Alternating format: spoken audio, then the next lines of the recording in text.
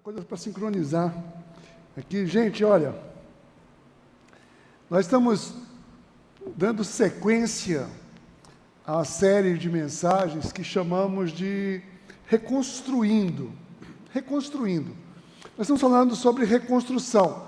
Nós sabemos, todos sabemos, que existe nessa vida muita coisa a ser construída e muitas coisas também, ou algumas coisas que por algum motivo foram interrompidas, que precisam ser reconstruídas.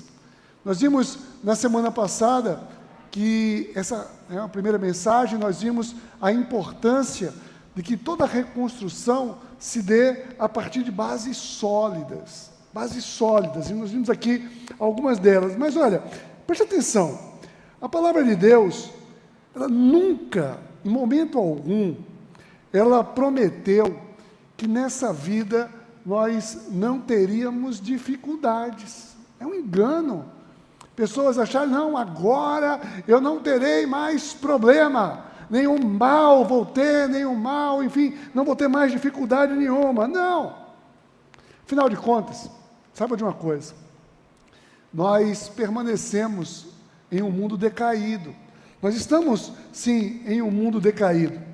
A promessa que o Senhor tem para cada um de nós, a promessa é de vitória. Vitória.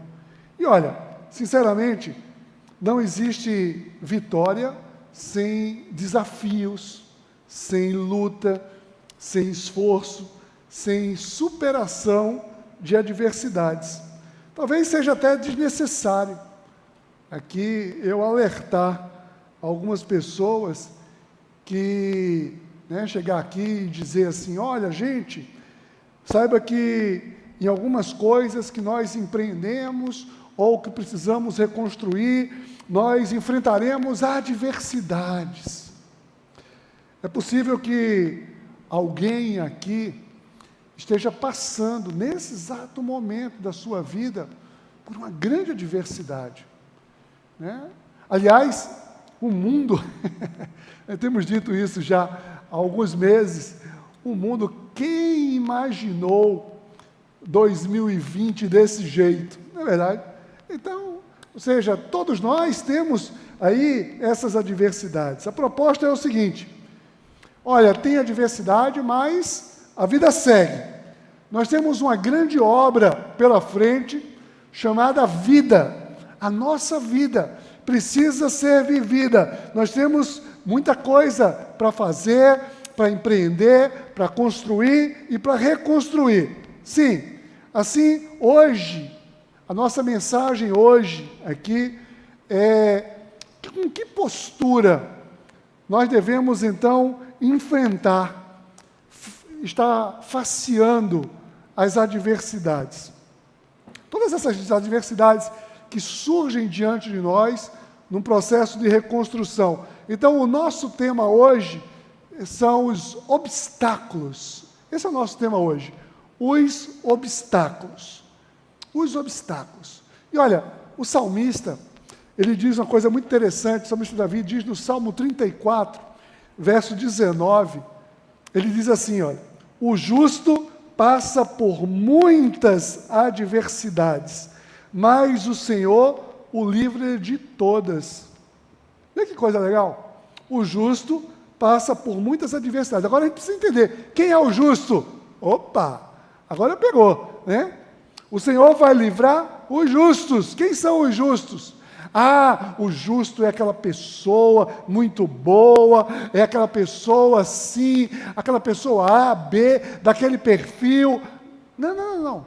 O justo é a maneira que nós entendemos que alguém se torna justo, é quando nós somos justificados. A justificação vem através do sangue de Jesus. Ou seja, o justo é aquele que é humilde perante o Senhor. Esse é o que se torna justo. Esse foi justificado. Aquele que tenta ser justo por si mesmo, olha, esse está em maus lençóis, como se diria. Mas o justo, aquele que está em Cristo, a promessa é a seguinte, o Senhor livra de todas as adversidades. Você quer tomar posse dessa promessa para a sua vida? Você quer ver o Senhor te livrar de todas as adversidades, né? Nós precisamos nos colocar diante de Jesus, aquele que nos justifica. Mas eu quero orar com você, para que a gente possa, aqui nessa noite, a gente possa encontrar algumas atitudes que devem ser necessárias diante dos obstáculos. Pai, em nome de Jesus, vem Espírito Santo de Deus e ministra a cada um de nós nesse momento. Traz, Senhor, o entendimento daquilo que a Tua Palavra reserva para cada um de nós. Tira toda distração, tira todo o engano, tira toda a mentira. Permite, Senhor Deus, que o nosso coração esteja cativo, exclusivamente à Tua vontade, hoje, para a glória do Teu nome, em nome de Jesus. Amém. Deixa eu perguntar uma coisa para você. Como é que você define obstáculo? O que é para você um obstáculo? Talvez aquela pessoa no hall das pessoas pessimistas, ela poderia definir obstáculo, sabe como? Como algo que me impede. Né? Essa é uma maneira de se ver um obstáculo. O que é um obstáculo? É algo que está me impedindo prosseguir. Essa é uma maneira de eu encarar um obstáculo. Mas, deixa eu dizer uma coisa para você, não tem que ser assim. Não precisa ser assim. Nós podemos enxergar o obstáculo sobre outra perspectiva. Obstáculo como sendo algo que, em eu superando, eu vou lograr êxito e vitória. Ou seja, o obstáculo pode ser algo que está me esperando eu superar para vencer. Isso é a maneira de se enxergar um obstáculo. Existe, inclusive, algumas modalidades esportivas, certamente vocês conhecem, né? Existem algumas modalidades esportivas que propositalmente, né, a vitória se dá única e exclusivamente a partir da superação de obstáculos. Existe corrida de obstáculos, né, no atletismo, por exemplo, no esqui, e tem provas de obstáculos. No hipismo, você vê ali algumas provas também de vencer obstáculos. Há quem considere, existem pessoas que consideram tudo o que se precisa empreender como um obstáculo. Isso também é um erro, é um equívoco. Parece que tudo, e aí vai, ou seja, aquele negócio vai cansando, você vai se tornando algo intransponível. Na verdade, as tarefas, tudo que nós temos que fazer, são apenas desafios, mas eventualmente podem surgir diante das tarefas obstáculos. E vamos chamar hoje aqui, o nosso foco nessa mensagem, vamos chamar de obstáculo as situações que vêm em oposição à minha realização. Aquilo que tenta se levantar, aquilo que vem se opor à minha realização. Olha, entenda, Neemias, a gente já viu desde a semana passada, mas Neemias, ele gozava na sua tarefa, no seu desafio. Neemias gozava da direção de Deus. Ou seja, Deus, na vontade de Deus para a sua tarefa. Vê, que lastro maravilhoso. Neemias gozava da vontade de Deus. Ele gozava do apoio e dos recursos do rei, do grande rei da Pérsia, Artaxerxes. Ele estava apoiando ali, mas nem mesmo o patrocínio do rei, o apoio de Deus, olha só, não é nada fraco não, o apoio de Deus, nada isso impediu que se levantassem opositores a Neemias. Neemias lidou com opositores. Neemias lidou com obstáculos para a reconstrução de Jerusalém e dos seus muros. Então, nós temos muito o que aprender com Neemias. Olha, essa história, ela vai trazer para a gente exatamente como lidar, sobretudo no capítulo 4 de Neemias, como lidar com a superação de obstáculos que se levantam diante de nós. Então, abra o seu coração e acompanhe comigo aqui algumas atitudes, né? Quando eu estou reconstruindo, o que é que eu devo, como eu devo me portar? Que atitudes eu tenho que tomar? A primeira delas, a primeira que eu quero ver hoje aqui com vocês.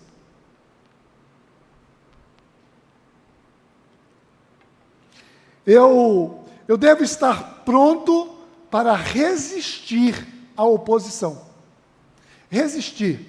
A palavra-chave aqui é resistir. Eu preciso estar pronto para resistir. Olha, resistência, né, é um termo muito interessante. Resistência é usado com diversos significados, muitas vezes, mas resistência, para mim, pressupõe determinação.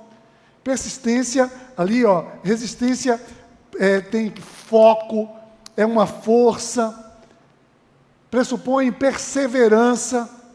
Eu estou resistindo, eu tenho que perseverar, né?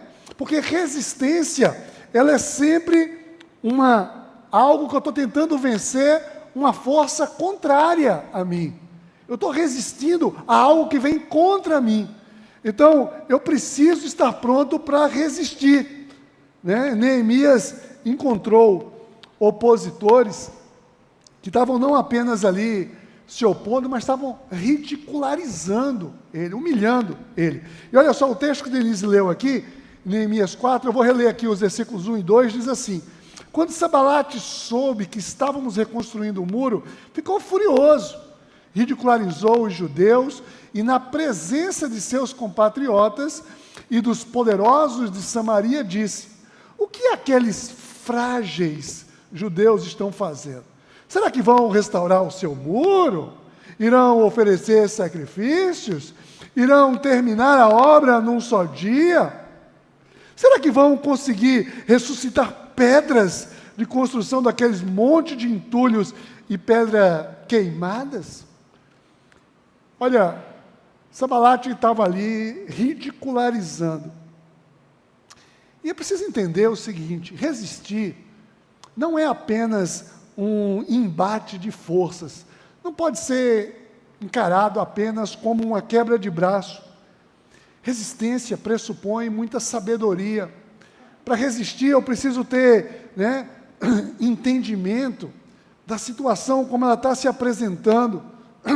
Resistir a uma oposição não significa, não pode significar, né, e às vezes é um grande engano, usar as mesmas estratégias, as mesmas armas do nosso inimigo. Tem muita gente que afirma: eu danço conforme a música. Não, vamos devagar. Aí, existem algumas músicas que definitivamente não merecem a minha dança. Eu tenho que entender isso.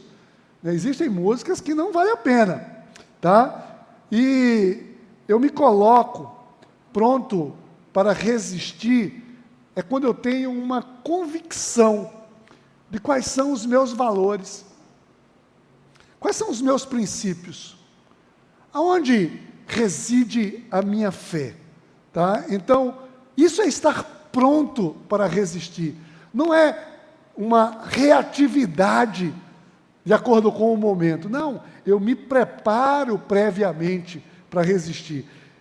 Paulo, ele disse certa vez, em Romanos 12, 21, Paulo disse assim: não te deixes vencer pelo mal, mas vençam o mal com o bem. Eu tenho uma outra maneira de lidar com as forças opositoras, e eu preciso lançar mão disso, sim. Nesse mundo, nós temos muitas aflições, nós temos muitas oposições, obstáculos, e foi o próprio Jesus que nos advertiu disso. Não é conversa que Jesus tirou da cabeça dele, não. Eu preciso me preparar previamente para o dia mau. Quando Paulo escreve aos Efésios, quando ele fala da armadura de Deus, ele fala de eu me preparar antes. Eu preciso estar preparado antes. Eu preciso manter firme, resistir. Eu me preparo antes para poder resistir. Olha o que é que diz em Efésios 6:13. Diz assim: por isso vistam toda a armadura de Deus, para que possam resistir no dia mau e o quê? E permanecer inabaláveis. Ou seja, eu me revisto antes, porque aí eu resisto e venço. A vitória, ela vai suceder à resistência que se coloca mal diante de nós. Ou seja, eu preciso estar preparado para isso. Resistir é sempre algo prévio. Eu me preparo previamente para resistir. Mas existe ainda uma segunda necessidade, uma segunda postura. Em segundo lugar, eu quero ver com vocês aqui que é o seguinte: para eu vencer os obstáculos, quando eles se apresentam diante de mim, eu devo, sabe o quê? Eu devo estar em constante oração. Constante oração. Gente, olha, sem medo de ser repetitivo, né? Essa necessidade, ela vai nos acompanhar em todas as etapas da nossa vida, em todas as etapas da nossa reconstrução. Definitivamente não dá para vacilar, não podemos vacilar. Neemias não descuidava desse quesito. Olha o que diz no verso 4, diz assim: ouve-nos, ó Deus, você já está orando, pois estamos sendo desprezados, faze cair sobre eles a zombaria, e sejam eles levados prisioneiros como despojo para outra terra. Não perdoe os seus pecados, nem apague as suas maldades, pois provocaram a tua ira diante dos construtores. Neemias parecia que estava aqui, né? Num bom nordestino, ele estava arretado aqui, né? Só Deus, pega esses caras aí. Neemias não disse, eu agora vou botar para quebrar. Não, ele entregou na mão do Senhor. Ele disse, Senhor, faz a tua justiça, faz aí. Quando os obstáculos surgem, né, em forma de pessoas na nossa vida, parece que tudo se torna um pouco mais difícil. Porque nós nos damos conta ali de injustiças, de acusações, muitas vezes de mentira, de traição, né, decepção. Quando são pessoas, invariavelmente, nós somos tentados a uma sede de vingança. Existe uma tendência de nós nos revoltarmos, de queremos, né, agir na mesma moeda, queremos estar confrontando, mas nós precisamos entender definitivamente, eu preciso entregar os meus opositores ao justo juiz, ao Senhor. Ele é que pode fazer todas as coisas, sim, Ele é que é a nossa força, Ele é que nos protege, Ele que nos livra, Ele é a nossa esperança, e é Ele quem molda o nosso espírito. Eu preciso estar em constante oração. Eu não posso vacilar. Eu preciso perseverar em oração, né? Em Romanos 12, ele diz assim: alegrem-se na esperança, sejam pacientes na tribulação, perseverem na oração. A oração precisa ser constante. Nós falamos da oração aqui na semana passada, né? Falamos que do orar sem cessar, e é justamente, é sem cessar, é em todos os momentos. Então, eu preciso incluir em todas as minhas atitudes, sempre tenho que colocar oração. Essa aí né, eu tenho que estar em todas, precisa aparecer em todas. Mas também é importante, no processo de reconstrução, diante de obstáculos, sabe o quê? Uma terceira atitude, que é a seguinte: eu preciso ter uma estratégia definida. Uma estratégia definida. Ou seja, como é que eu vou agir? Eu tenho uma estratégia definida. Ou seja, qual é o meu propósito? O que é que eu estou fazendo aqui? Por que eu estou empreendendo isso? Por que eu quero reconstruir isso? Sem estratégia, a gente perde o foco. Olha o que diz o verso 6. Ele diz assim: nesse meio tempo, fomos reconstruindo o muro, até que toda a sua extensão, chegamos à metade da sua altura, pois o povo estava totalmente dedicado ao trabalho. Ou seja, existiam oposições, mas ninguém parou, estava focado. Eu não posso congelar diante das adversidades. Eu preciso estar focado ali. Eu tenho uma estratégia muito bem definida. Eu tenho um propósito. O propósito estava traçado ali por Neemias, né? E nós precisamos saber, definitivamente, aonde é que eu quero chegar. Será que eu vou ficar dando uma de pagodeiro, né? Deixa a vida me levar, a vida leva eu. Que vida me levar, não. Eu tenho aqui o meu propósito, onde Deus me colocou, o que é que Ele espera de mim, e eu tenho que seguir firme nisso aqui. Na sequência desse texto, diz que os seus opositores ficaram furiosos. Furiosos. Olha, e diz assim, quando a gente tapou as brechas dos muros, eles ficaram furiosos. Olha, quer deixar os seus opositores furiosos? Feche as suas brechas. Né? A gente precisa. Fez isso aqui, né? Foi um exemplo de Neemias aqui. Tá? Muitas vezes nós somos responsáveis por potencializar os obstáculos.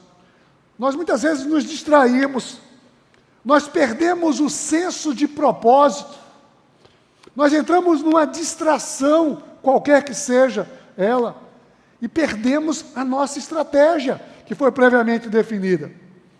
Gente, nós temos uma vida a ser construída ou reconstruída em diversas áreas, e cada um aqui tem os seus momentos, né? Nós temos uma sociedade a ser reconstruída. Nós não podemos vacilar. Deus tem uma expectativa, sabe com quem? Com a igreja. Ele, quando instituiu a igreja, o Senhor instituiu a igreja, Ele depositou sobre a igreja uma expectativa. Nós somos a igreja. E Ele tem uma expectativa com cada um de nós. E nós não podemos, né, abrir mão do nosso papel fundamental nessa sociedade. O Senhor será contigo, creia nisso. Você não estará só.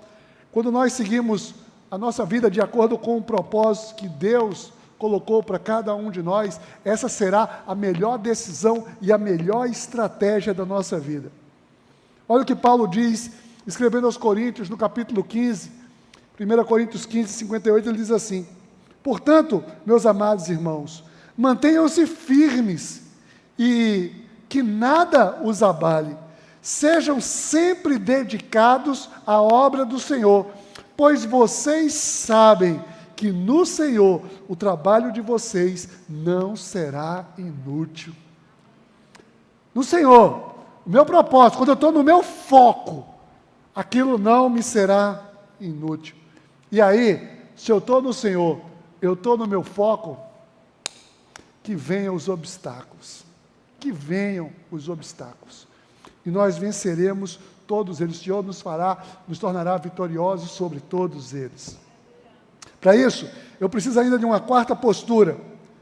Essa quarta postura, sabe qual é? Manter o ânimo e a confiança. Manter o ânimo e a confiança. Eu sei que nem sempre é simples, nem sempre é fácil manter ânimo e confiança diante de certas adversidades. Às vezes nós estamos sim diante de adversidades que desanimam. A confiança vai lá para o modo zero. O ânimo vai para o espaço. Sabe por quê? Porque é muito comum, é até natural, a gente associar o nosso ânimo e a nossa confiança com as circunstâncias, com aquilo que está acontecendo ali. É tipo assim, se tudo vai bem, eu sigo animado e confiante. Se as coisas começaram a dar errado, sempre comigo, né? Às vezes a gente fica assim, entra numa rotação aí de murmuração, se a adversidade se prolongar ou se intensificar, então, não é só ela aparecer, não. Antes, as adversidades só aparecessem. Mas, às vezes, elas não apenas aparecem, como elas se intensificam e se prolongam. E aí temos diversos exemplos bíblicos, né, sobre adversidades intensificadas, adversidades prolongadas. Só que a minha confiança, a minha esperança, para que ela não se perca, eu preciso que ela esteja estruturada. A minha confiança, ela precisa estar ali depositada em algo sólido. O meu ânimo precisa estar, associado a algo imutável. A minha confiança não pode estar em absolutamente nada ou ninguém que não seja o Senhor. A minha confiança precisa ser no Senhor. Olha, Neemias trouxe essa certeza à tona. No verso 14, ele diz assim: fiz uma rápida inspeção e imediatamente disse aos nobres, aos oficiais e ao restante do povo: não tenham medo deles. Lembrem-se de que o Senhor é grande e temível. E lute por seus irmãos, por seus filhos, por suas filhas, por suas mulheres e por suas casas. Gente, Neemias traz a memória aqui. Lembrem-se que o Senhor é grande e temível. Isso definitivamente não tem nada a ver com pensamento positivo ou com alienação, nada. Isso aqui é fruto, sabe de quê? De uma experiência com o Senhor. Só quando nós temos experiência com o Senhor, quem tem experiência com o Senhor sabe que Ele é imutável. Quem tem experiência com o Senhor sabe que Ele é todo-poderoso. Quem tem experiência com o Senhor sabe que Ele não abandona. Nós precisamos nutrir experiências com o Senhor. O Senhor está atento. Meu irmão, minha irmã, eu quero dizer isso para você. O Senhor está atento às tuas dores. O Senhor está atento, sim, às adversidades, aos obstáculos que se levantaram ou que se levantam diante da sua vida. E à medida que você permitir, Ele vai agir na sua vida. Ele vai te dar a vitória. Em 2 Coríntios 4,16, Paulo diz assim: por isso não desanimamos, embora exteriormente estejamos a desgastar-nos, é o que Paulo diz, interiormente estamos sendo renovados dia após dia. Dia após dia. O Senhor, Ele está trabalhando dia após dia. Nós estamos, aparentemente, possamos estar desanimando, Ele está ali, restaurando o nosso ânimo dia após dia. Eu preciso viver essa realidade. Eu preciso manter o meu ânimo e a minha confiança. Quando Jesus disse que nesse mundo vocês terão aflições, quando nesse mundo vocês vão ter adversidades, Jesus não estava sendo óbvio, porque parece óbvio isso, né? No mundo vocês vão ter aflições. Tudo bem, já viu isso, Senhor.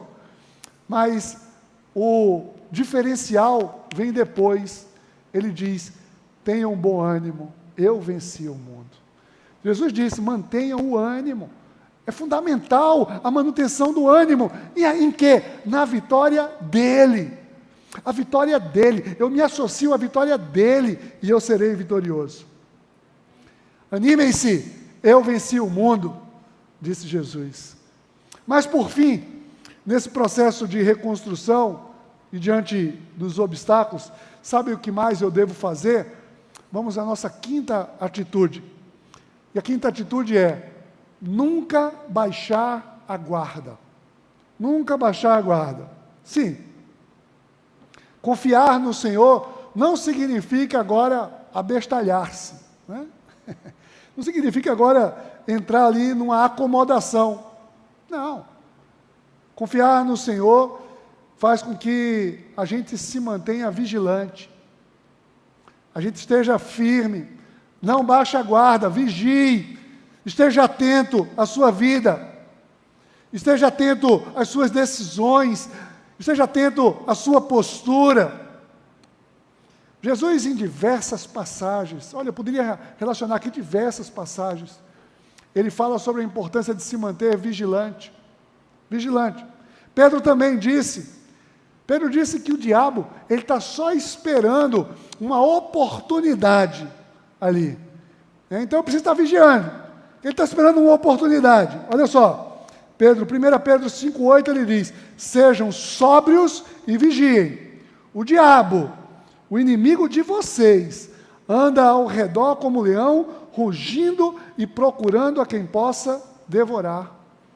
Ele está ali, à espreita. Vocês viram o texto, né? Quando o Denise leu aqui, os inimigos ficaram furiosos, porque eles fecharam as brechas.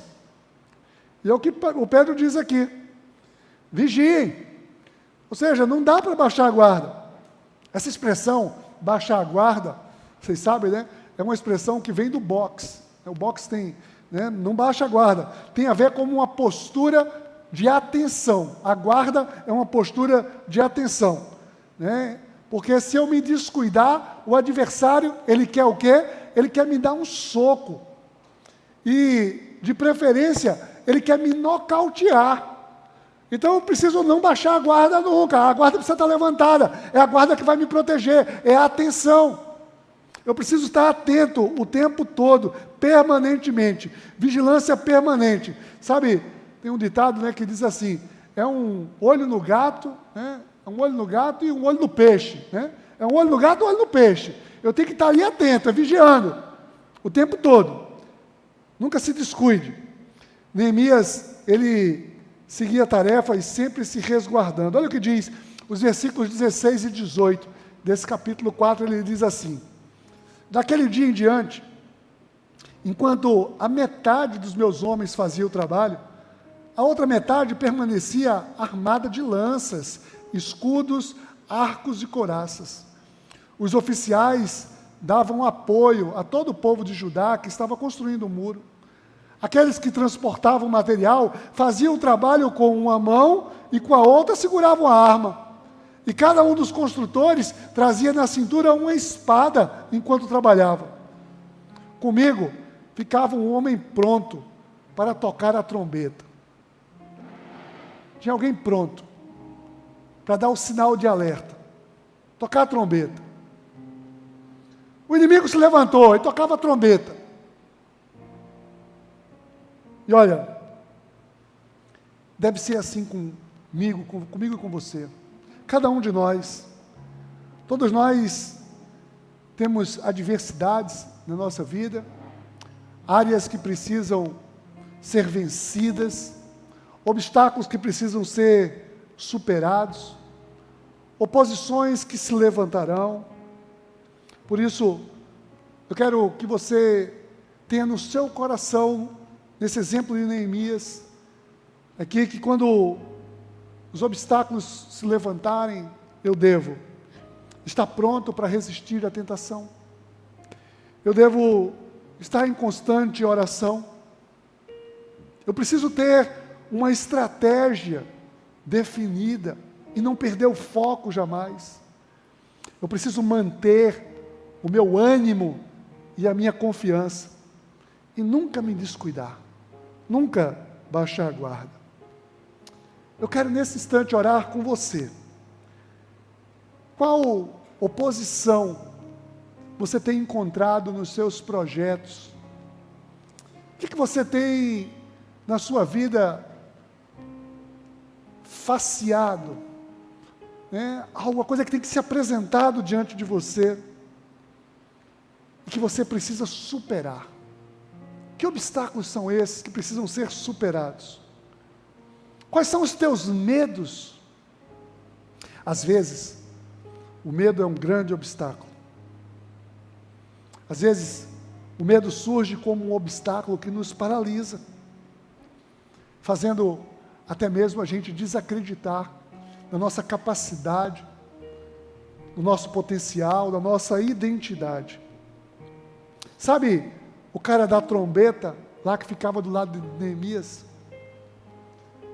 Sabe o que ele fazia? Olha o que diz Neemias 4:20. Ele disse assim: do lugar de onde ouvirem o som da trombeta, juntem-se a nós ali. Nosso Deus lutará por nós. Nosso Deus lutará por nós. A gente sabe, eu aprendi na minha vida, hoje eu estou cheio de ditado, deixa eu falar um monte de ditado aqui já, né? Um monte de ditado à mente, mas tem um ditado que diz assim que o medo de perder pode roubar a vontade de ganhar. Eu não posso ter medo de perder. Eu não posso paralisar diante de uma adversidade. E não é porque eu tenho um pensamento positivo, eu estou aqui dizendo sim, sim, sim. Não, nada disso. Sabe por quê? Eu preciso vencer esse medo de talvez não conseguir superar os obstáculos. É porque eu preciso confiar que o meu Deus lutará por mim. O meu Deus, Ele quem luta por mim. A minha vitória é a vitória porque Jesus venceu o mundo. Eu preciso ter essa confiança e a humildade de me curvar diante desse Deus que dá a vitória. Eu quero orar por você. Abra o seu coração, feche os seus olhos. Pai, em nome de Jesus, Tu conhece, Deus, conhece os nossos propósitos, os nossos objetivos, conhece também os nossos adversários, os nossos obstáculos. Mas, Senhor, quero te pedir nesse momento, como disse o próprio Jesus, na oração do Pai Nosso, ó, vem Espírito Santo de Deus, vem, queremos que Tu nos livre de todo o mal. Ó Pai, nós queremos confiar plenamente em Ti, Senhor. Tu és o nosso Deus. Ajuda-nos, Senhor, a resistir diante das adversidades, dos obstáculos, das oposições. Ó Pai, queremos estar humildes, colocando a nossa vida em oração diante de Ti permanentemente, jamais desviando do nosso foco. Vem, Espírito Santo, e renova o ânimo e a confiança, para que nós estejamos vigilantes e jamais descuidados. Vem, Senhor, e abençoa cada filho, cada filha, e ao Teu nome seja dada toda a glória, em nome de Jesus. Amém.